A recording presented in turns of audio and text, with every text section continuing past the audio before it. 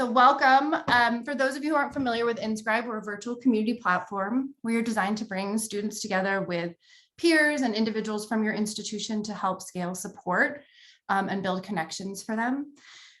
InScribe really works across the entire student life cycle, and we'll talk a little bit at the end. We have a series of webinars that will touch on other aspects of that student life cycle, but today we're really going to focus on the pre-admit enrollment admissions experience and what you can do to build communities for prospective learners before they even arrive on campus. Particularly relevant today because I think, while we have started, and many institutions have made the shift back to a lot of in-person activity and in-person events, while we were totally virtual during COVID, and even before that, I think this idea that creating virtual spaces has an advantage of giving better access to a broader range of learners who want to learn more about your institution, want to connect with you, but maybe don't have the luxury or the time to kind of come there and be there in person. So, InScribe or a virtual community can be one tool in your toolbox to help create those connections for people who are really interested in your organization, but have to build that relationship at a distance. And that was all my, so on no further ado, on we go. So why is this important? So when we talk to our partners, some of the challenges that they share with us about managing the enrollment process, which oh, you know what I forgot to do? Sorry, this is just how it is on a Thursday morning. I would love to know who's in the audience. So please feel free to introduce yourself in the chat. We'd love to know who you are. And I always say, if there's something specific that brought you here today, like a particular question you have or something that you really want to learn, please include it there, because if we don't sort of cover it in the standard conversation, Danielle will make sure that I speak to it and talk to it as part of our process. So please introduce yourselves, and we're excited to have you here. Okay, so onward.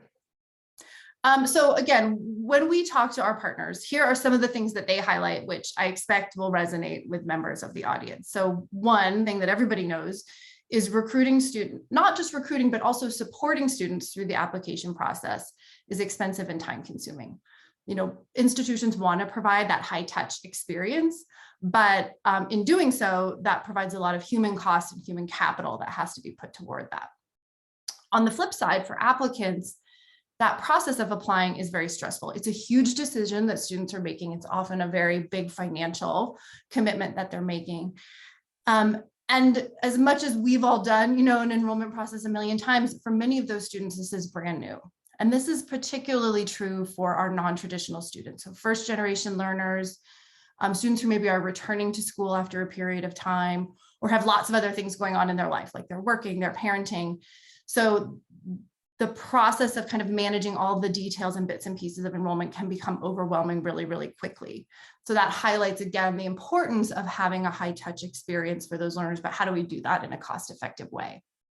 I know that always institutions want to set themselves apart, and what I really hear in that when schools talk to me is that they know that they have a particular persona, a particular culture that exists at their campus or within their programming, and they want to project that to students. They want students to feel that before they ever arrive on campus or enroll in one of their online programs. Like, how do they communicate that effectively? One of the things that we work on a lot at InScribe is this concept of sense of belonging.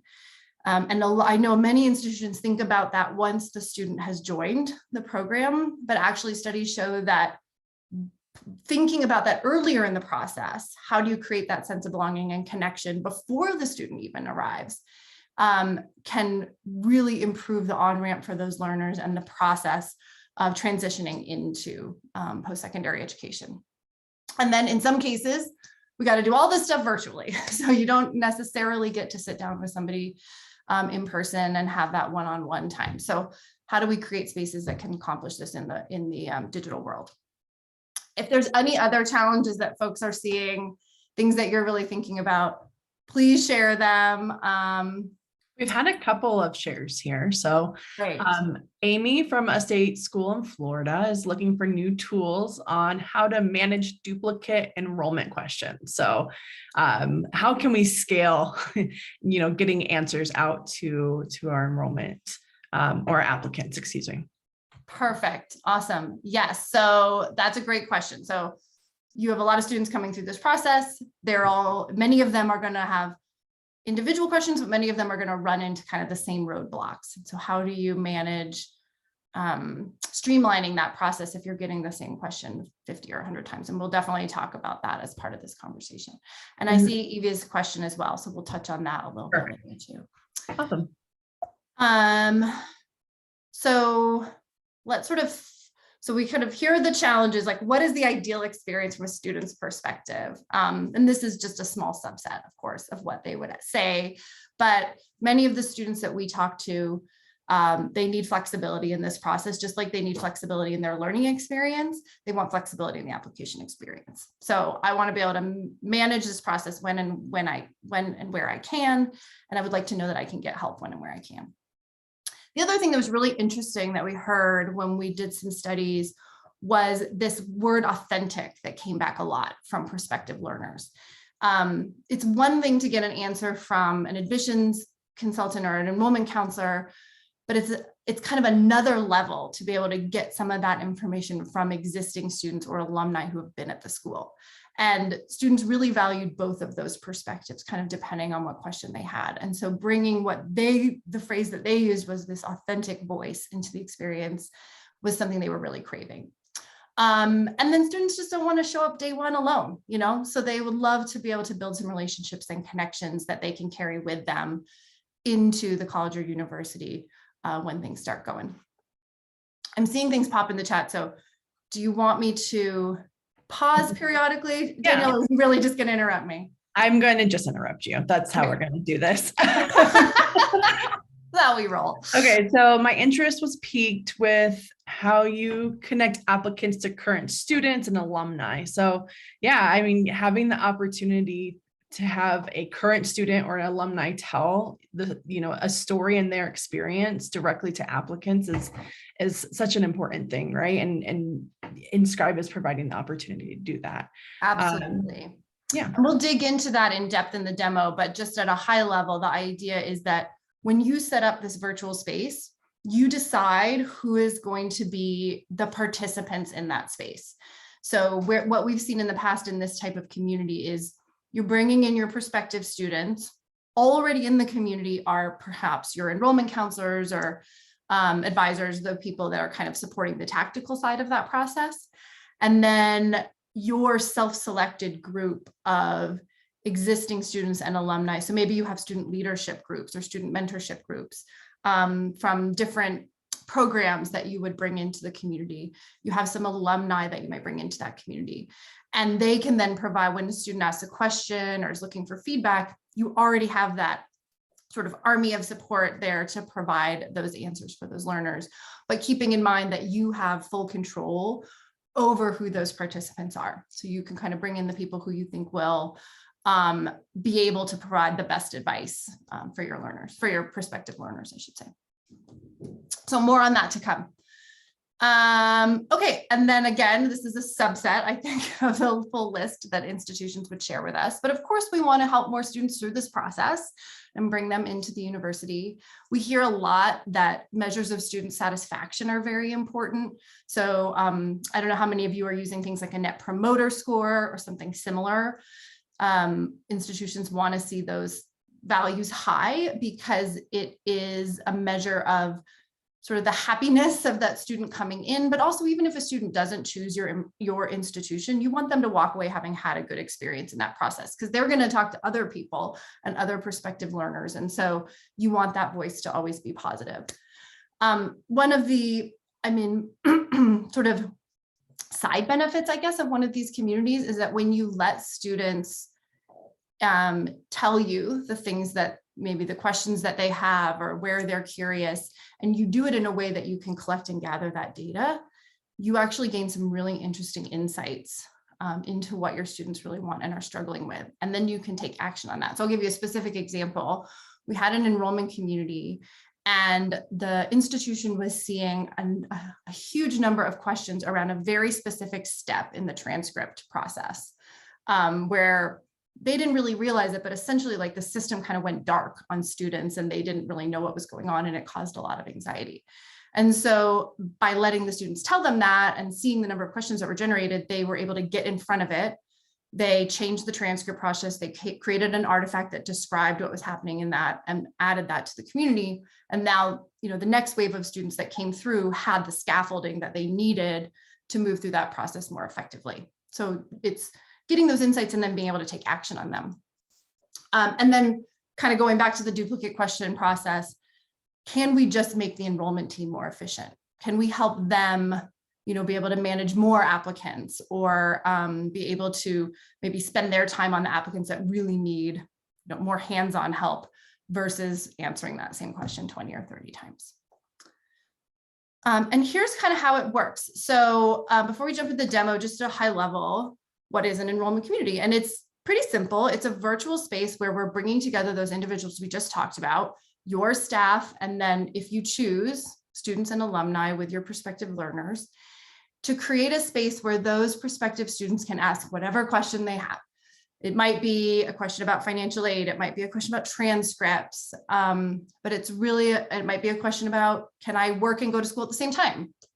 But really letting them know that this is a space where they can ask those questions, and there's this whole team of people there to support them and answer them. The other thing that this community is then doing is it's taking those conversations and storing them in a searchable repository. So if another prospective learner comes along and has the same question about the transcript process or something similar, they can actually see that you've already provided an answer to that question. So they get the help they need faster, so that time to answer goes up or goes down. And that's one less question that your support team is having to manage.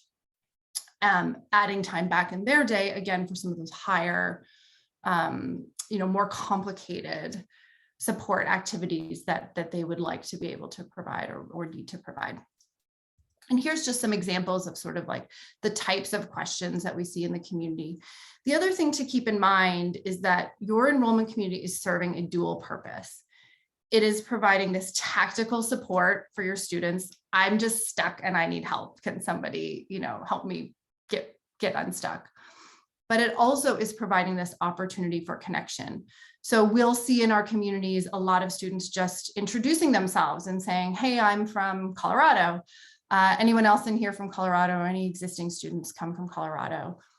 That is a really simple way to build connection that goes a long way to helping that student already feel like a member of your community. We also see things like, I'm planning to major in this degree, but this is the job that I want. Has anyone out there had that similar path? So a great opportunity for your alumni to jump in and share their story of the path that they took. Once again, building those social connections. So think of it as that dual purpose of very tactical, practical support, and then the social connection building for your learners. But we all do this. Oh, sorry. Yeah. Yeah. So there's a question that came in, and I think you're going to answer this during the demo portion. I think, giving a visual to this answer is probably going to be really helpful, but how easy is it to find the answers? Is it, like a social media platform where you're scrolling, or, what's the search feature like? Yes, so we will definitely look at that in 1 second. And so like, so the system is designed to facilitate the reuse of content. So unlike a social media platform, like some of you may have been using Facebook or something similar for this process today, what parts of the feedback that we get about a system like Facebook is if a question's been asked 2 days ago and you have an active community, by the time somebody else gets in there, that piece of content may as well not exist anymore because it's off the page and it's not visible.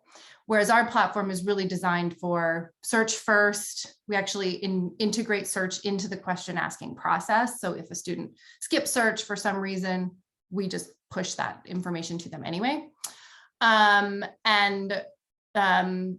It's very effective in kind of reducing the number of duplicate questions that you see. In fact, we have some stats here on, if we're going to do this, or we're doing this for a purpose. So like what benefits and outcomes are we actually seeing in these communities?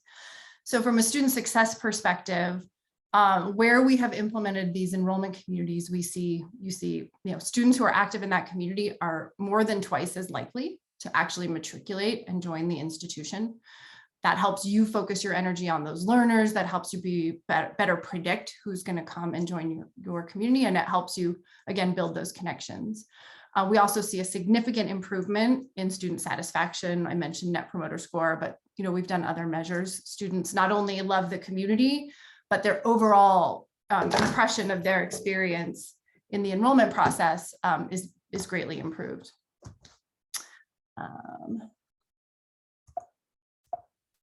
There we go. And then I talked a lot about belonging. So we have done, and Danielle will share all of these studies with you guys either during or after the presentation, but we recently completed a research study with Rio Salado College where we demonstrated that participating in the community, students who participate in the community saw a huge increase in their sense of belonging compared to students who did not, who saw no increase. But that increase didn't take a whole semester. It took 4 weeks or less to be able to drive that sense of connection and belonging with your institution. And then because this matters, right? We can't do all of this, but do it in a way that's costing your human capital a lot of time and energy. We do see that the communities have a significant impact on reducing the number of duplicate questions that come in. So if you're concerned about things like the number of calls and emails that your support team is managing, this community can be a great solution for that. All right, so we're going to jump into the demo. Again, if you have any questions, please pop them in there. The demo will probably answer a lot of those questions. But really quickly, before I jump in the demo, I want to say, so I'm going to demo the community as a standalone experience, but it's good to know that really InScribe is designed for integration. We want to be where your learners or your prospective learners are when they might have a question. So for some of you who possibly have an enrollment portal that students are logging into, we can create integration points directly into your enrollment portal. So here's an example where we're sort of highlighting the enrollment community here, some of the questions that are being asked. Students could click on this and single sign on directly into the community experience. If you don't have an enrollment portal, we'll often just integrate into your websites or other places where your applicants are going. And then when they come to your InScribe community, you have the option to make the community public, so they could see the content, interact with it without logging in. And then if they opted to sign in, we would prompt them to create an account in the community using a social login, like a Google, a Gmail, or something similar like that. So a great way to capture some prospective student information, get their contact information, but also get them in there and get them participating. So these are two options. There's a lot of flexibility. It's really up to you how you want to design that. All right, let's jump into the demo. Great. So we're now in the applicant community. Again, we probably came to this from some page within your institution. And I'll just kind of orient us for now. So we're in the InScribe organization and the Applicants Connect community. I mentioned that you as an institution might have communities that serve other purposes, like for your existing students, you might have a student success community or learning and academic communities, but you can control who accesses what. So in this case, the applicants would only have access to this space. And then the communities are generally organized by topic. So here we have an area around student experience, getting people to introduce yourself, some of that tactical stuff students really care about, financial aid and transcripts. Just know we have templates for these communities based on our experience. So we can bring you a template to get you started, but it's all 100% customizable. So the name, the branding, how you want to, the topics that you want in there are totally customizable by you and your organization. We also have the option of channels in our community. So these are subgroups. Some communities choose not to use them. It depends a little bit on how big the community is. But in applicant communities, what we often see is folks will use the channels to help students find student groups that they might identify with. So you see a few examples that we have here, military or student parents, and it's just another way to connect them a little more deeply with kind of a population of learners that and alumni that they feel reflect them and would better reflect their experiences. So again, those are customizable. We can make some recommendations based on what we've learned in the past. So when an applicant comes in, we had that question about duplicate questions and how do we get around that. What we see is that generally speaking, if a student has a specific question, they will start by searching for that question. So they'll start searching and the system will bring up any content or conversation that is related to what they're searching for. So can I email my own transcripts? Maybe that was my question. And I can see this has already been answered, kind of got the answer I needed, and I can move on. Now, that won't always be the case. And I should mention, I'm in this community as a moderator. What I'm talking about now is kind of the student experience, and I'll let you know when the feature set veers into more moderator-only tools. But if a student had a question that hadn't been answered and addressed already, they could start a new conversation. So I'm going to post it in the Applicants Connect area. My question is about, I should have thought of a question before I came in here. What's the food like on campus? I guess this would be relevant if you're going to be on campus, less relevant if you're going to be learning online. So as the student starts to type out their question, you can see, well, since we don't have anything. So let's say we had a question about FAFSA.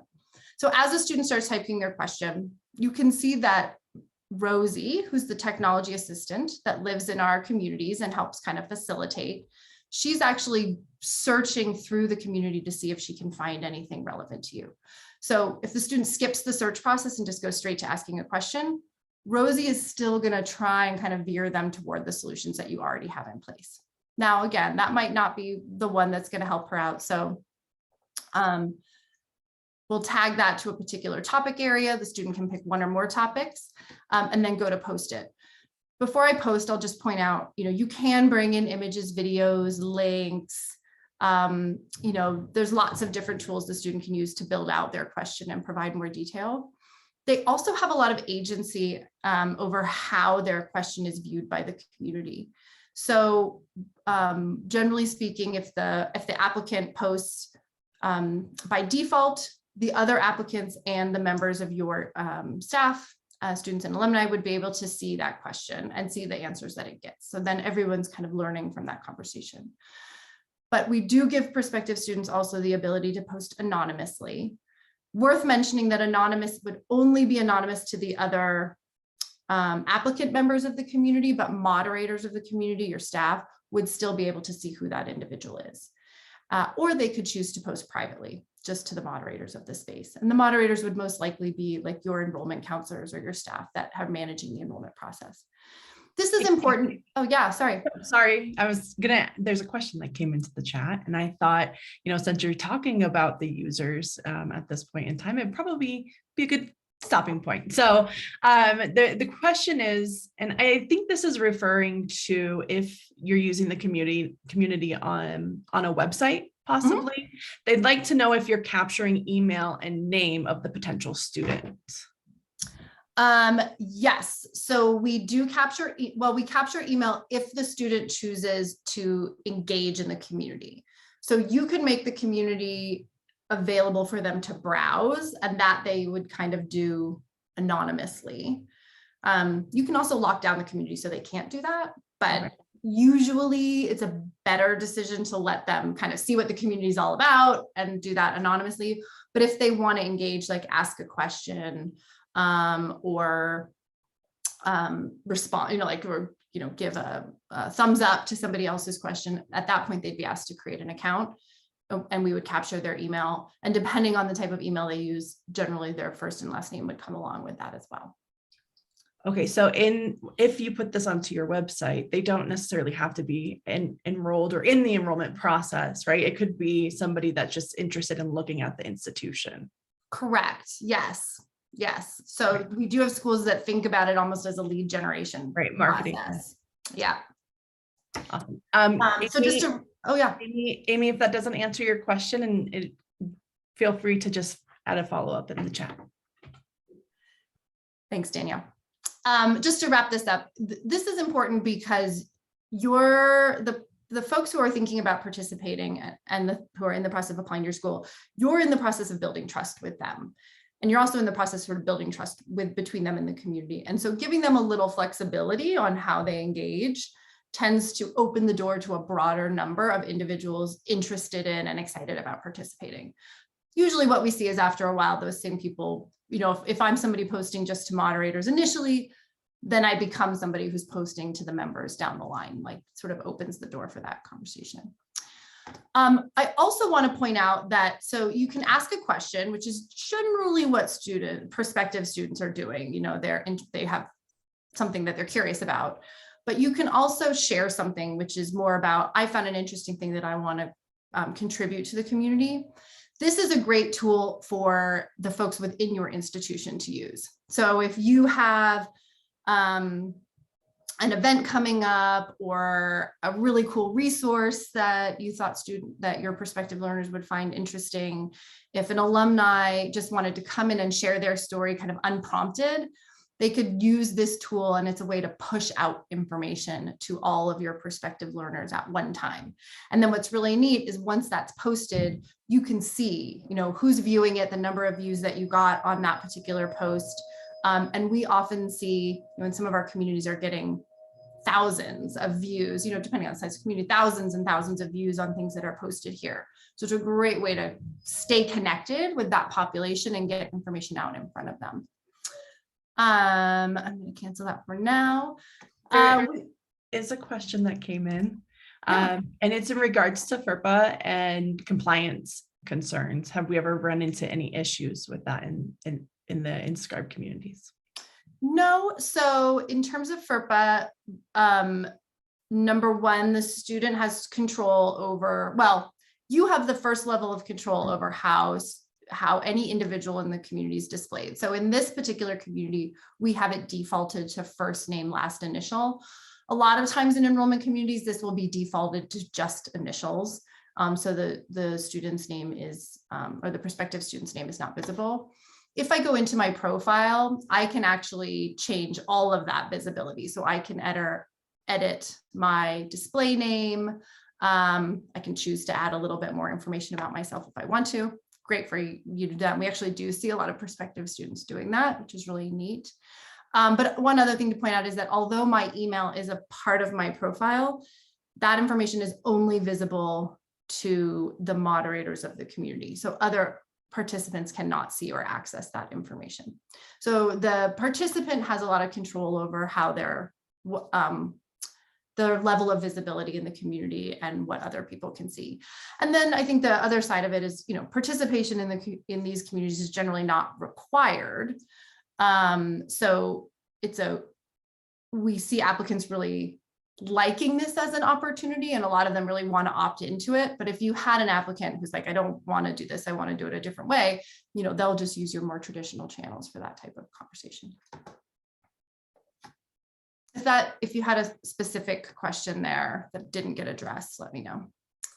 Oops. They said thank you, so I think we're good to go. Okay, good. Keep the questions coming in. Keep them coming. So I'll touch just briefly on the resources area. So the conversation space is very iterative. That's where students are really driving the conversation, or prospective students are really driving the conversation. It's going to be a lot of back and forth. The resources area is generally reserved just for the moderators of the community. And that's a place where you can put supplemental content resources. So you can see we have, some videos around FAFSA. We've done a couple of spotlight articles on some of our alumni. We often see, little articles like the example I gave earlier about that transcript process and that one, step in the process that was so difficult. They wrote a little article about that and added that to the repository. So, so prospective students could access that and search for it. So this is all part of the searchable, the search process. And what's also great about having resources here is that it also opens them up to a two-way dialogue. So you have this video posted and you're like, great, this video is amazing. It's going to answer all of their questions, but then maybe it doesn't. And so you could have an applicant that can then ask a follow-up question specifically on this particular resource as a point of clarification, or maybe to go a little bit deeper on some information that you provided. So that can be really helpful. And it also gives you a nice little feedback loop on the content you're posting here to see how useful it is or where there might be gaps in some of the information that you're providing. The last area I want to touch on is the live events space. So this is a new feature that we added recently. You probably saw on the homepage when I logged in that it popped up here. There is a live event in progress. So live events are a way for you to promote, and again, to promote any live event that you're hosting, and also to turn that live event into an ongoing conversation with your prospective learners. So you can see in this example, we're having a virtual campus meet and greet where prospective students can come to meet alumni and other students. It's in process right now. And the way that this works is, I'll just go in really quick to edit so you can see. So when you create a live event, you give it a title, a date, and a time, and then you just add whatever existing synchronous tool you're using. So I know a lot of people are using Zoom, some people are using Teams. We've seen a few other products out there. So you don't have to shift the tool that you're already using. You just add it right here, add a description about what's going on, and then post it. When it gets posted, the members of your community will get an alert. So they'll know that that live event is happening. They can add it to their calendar right from that notification. And then just before the live event starts, they'll also get another notification prompting them to join directly from the link that you provided. So it's a great additional tool to help people know about these live events that are happening, and really sort of encourage prospective learners to jump in and join when they can. But we know, not everyone can make the live event. So one of the nice things too is that by posting it here, you turn that live event into a conversation both before and after the event takes place. So in this case, we have a couple of people who are planning to attend, but they have very specific questions that they hope will get covered when that event happens. So they're going to post them here. Now, going into that event, all right, here's 2 things that I should try and cover, or maybe connect with that prospective student separately to set up an opportunity to talk about that. Once the event's done, grab the recording, attach it here to the event, so that becomes part of your InScribe repository. And then anyone who couldn't make it can go back, watch the event, and ask follow-up questions. So if they had a question, didn't get addressed when you talked, they're not out of luck, they can continue that dialogue with you going forward. So we're really excited about this feature. I think virtual campus events, meet and greets, are great opportunities, just like an open house with the enrollment counselors, like, hey, we're going to do a session on transcripts, or we're going to do a session on FAFSA. Join us for an open house or a bag lunch kind of thing. So I think a great tool in your tool set as it comes to connecting with those prospective learners. All right, let me pause. How are we doing on questions and things, Danielle? We don't have any questions at this time. However, we did talk about how it integrates into the website quite a bit. Can you show us an example? I can, although it is not an enrollment. This is not an example of an enrollment community, but it is a student success community. So this is Indiana University School of Medicine. They're using InScribe to support their students once they've matriculated. But I think it is a nice example of just integration into a website. So they created this space. If you search here, it's actually going to search the InScribe community and return those results to you. They've also linked directly to some of the topics that are most popular in their community. So I click on one of these, let's see. And they have made their community, they've chosen to do that kind of public view of their community, so students can access this information and participate without necessarily directly logging in. But this is all just done through HTML. So this isn't a very complicated, like deep integration to get to this level on a website. It's quite simple. And again, we can provide you with some templates and things that as a recommendation. So you can get you can build out a full page like this. Some people just put a little button on the side of the page that links that off to the community. It's kind of nice because you can control the design of it, and it can really align with your marketing and the design of your website. That help, Danielle? Yes. Awesome. It looks like there's another question about using Slate CRM and EBA Navigate with current students. Can you tell us about the integration there? So we haven't done an integration yet with Slate. I'm not as familiar with the other EAB. tool. Oh, EAB, yes. So we haven't done those integrations yet, although they can be done. Really, we do the integrations as those requests come up with our partners. But we have done integrations with lots of other applications and tool sets. And there's kind of two opportunities when we do integration. One is the sort of student experience side of the integration. That's creating those launch points and single sign-on with those systems and integrating to any workflows that the student is accessing.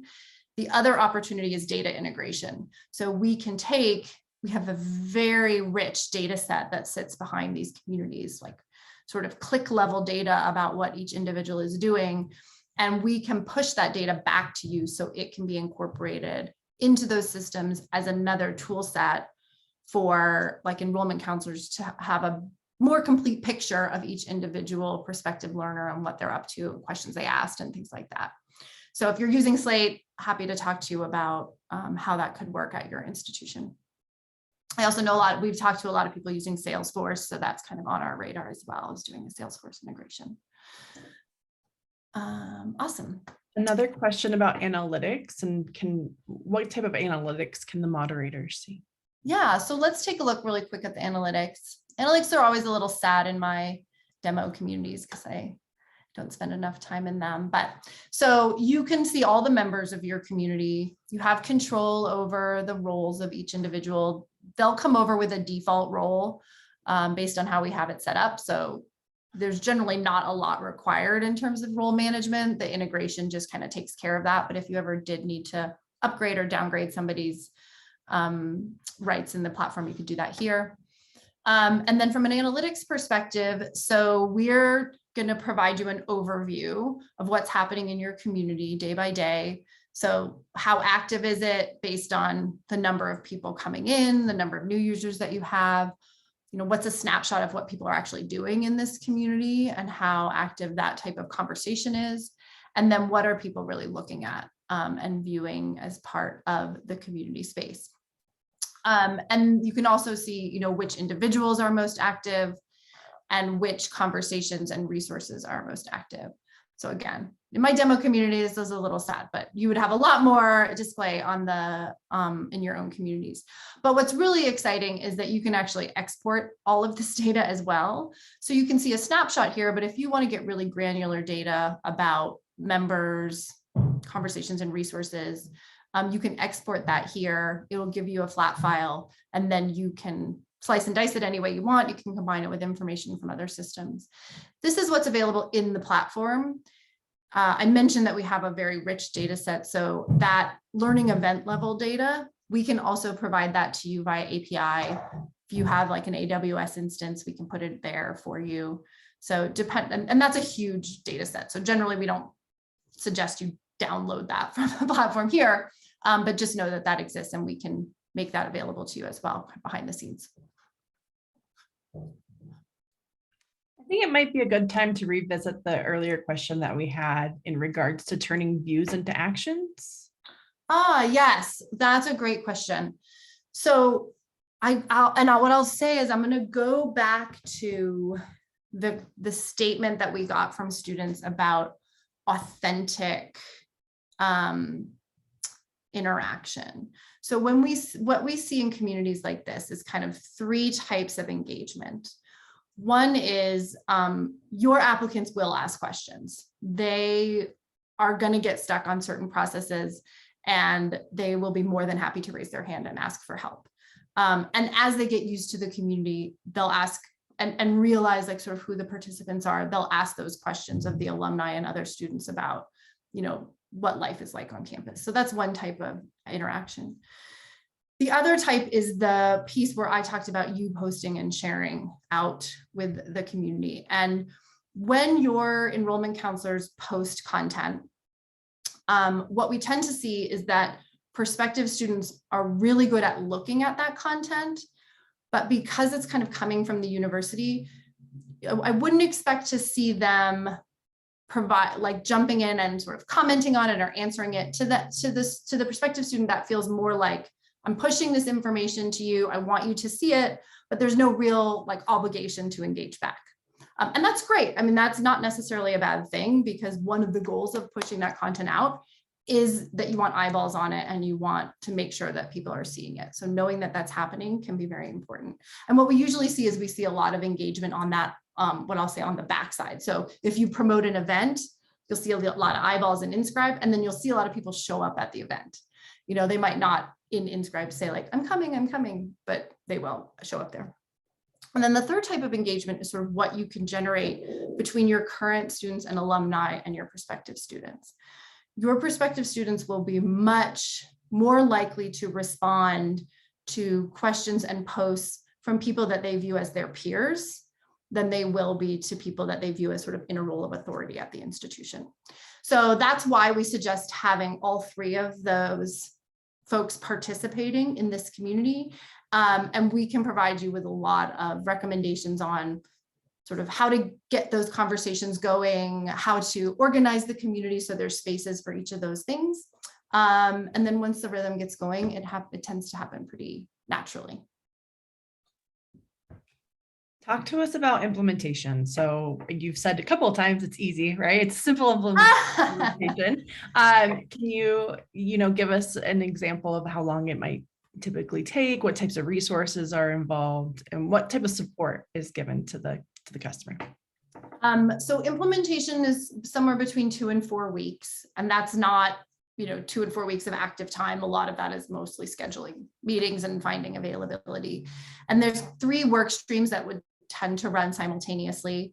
One is just the design of the community. So we're not going to make you start from a blank slate. We'll give you a template and our recommendation based on the type of community you're launching. And then if you want to customize that or make changes, you can. You can also customize it down the line. Like, it's not set in stone once it's started. It's really easy to adapt to the community as you learn more, as you're kind of growing it out. The second work stream is really figuring out who your moderators are and introducing them to the space. So getting them comfortable with it, showing them the feature set, answering any questions that they have. I'll call it a training, but the platform is pretty self-explanatory. So, there's a few tips that we'll teach them and talk about, how to communicate about the community. And then the third is just the technical integration. So where do we want to launch from, and then connecting with your technical team to get that integration piece in process. So we can generally run those 3 simultaneously. And depending on availability, as I said, kind of a 2 to 4 week timeframe to get up and running. I feel like you asked another question in there that I was thinking about answering, but now I can't remember what it was. I think you covered it all. Okay. Awesome. Great. And then I'll just touch on a few other things. So, the moderators do have a few additional feature sets. So the creation of the resources, setting up a live session, only moderators have access to do that today. Anybody can jump quickly to see questions with no response. Moderators can also see questions that have no moderator response. So maybe, a fellow student or alumni has answered it, but you want to jump in there and make sure that has a certified answer. There's also a couple of tools built into the platform to help the moderators identify topics that might need their attention really quickly. So one is we do a keyword matching. So if we have a set of keywords which you can customize, and if one of those ever appears in a post, the system will flag it and alert you. Of course, we have all the bad words in there. We don't have examples of people using that really in the platform, but it's just nice to know that that safeguard exists. The more interesting thing it does is it runs all the conversations through a sentiment API. So it's measuring the emotion of the post. And we can see here that this student is clearly getting a little frustrated. They're kind of feeling a lot of anxiety about what's going on. And the system will automatically identify that. Rosie, that technology assistant I mentioned earlier, she'll flag it and escalate it to you. So, and then, you can come in and make a decision. Do I want to, often what folks will do is rather than delete the post, they'll move it into that private moderator only status. So now you can still communicate with that applicant, but the rest of the community is not seeing that conversation. It also might be an example of where somebody just needs to pick up the phone and reach out to Greg directly and try and kind of get him unstuck and moving forward. So it's really not about replacing the humans in the platform. It's about helping our human participants know what's going on and make the best use of their time and efficiency. Terrific. So we did touch a little bit on the profile area. I'll touch on notification settings really quickly. So you will set the default notifications for your community. They're pretty detailed, so there's a lot of granularity in how you want that to work. And then individuals can go in and change their notification settings. So you can turn them off, get them right away, or get them in a summary at the end of the day. This is all about email notifications. We also do have a mobile app that participants can download and choose to get notifications through their phone as well. And there's kind of the same settings that you can turn things on and off at that granular level and set defaults for your community. The mobile app's really, I think, helpful, not just for the participants of the community, but for the moderators as well. You can sort of have in your back pocket and keep an eye on what's going on.